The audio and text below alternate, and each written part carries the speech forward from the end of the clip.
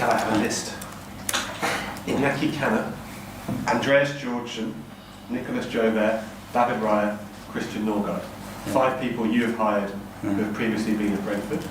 What is it about Brentford that makes you want their people? I always said it, for me, one of the best run clubs in Europe. Really smart how they do that, really good at hiring the best people, the best professionals, great processes in place, and the consequence to that has been everything that they've done in the last few years as a club and as a team. So it's not a coincidence, and when you have people like that, you have to look to those places if you want to bring people that are better than you and bring different expertise to the club to help you bring success. Is there anything specifically that Brentford do that you looked at, maybe a few years ago when you first came here and you thought that's what Arsenal need more of?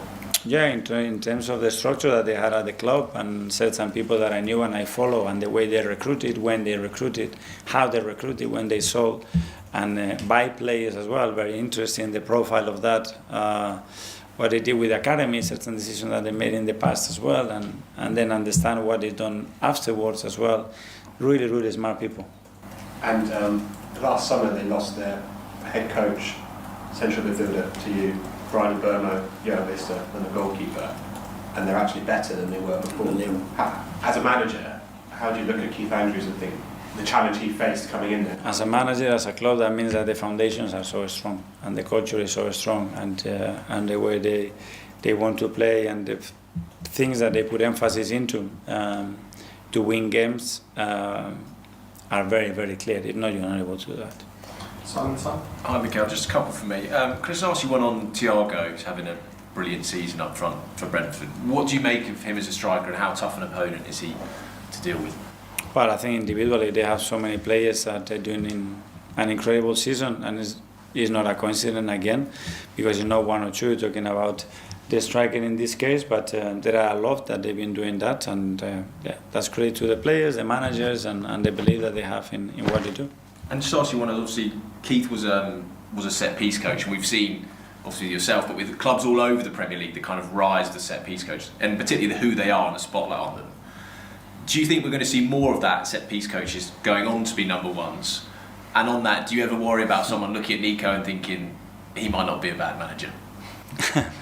I don't know. I think that's more related to probably the desire that somebody has to fulfill his football career, if he wants to go in one direction or another one. So I think that's something very, very personal. Finally, Harry. Can I ask you about David Raia? His form this season has been excellent.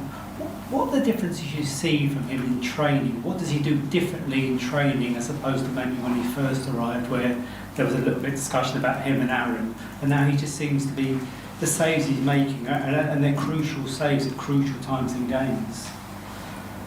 In terms of training, not really. Probably, we have evolved, and he has evolved as well. I think you need to find your place, your role, and you need to be confident with that. And I think that's something that happens gradually when you come to a big club like Arsenal, and with Aaron and how much we liked and respected Aaron. It's not easy to do it, so he needed some time to do that.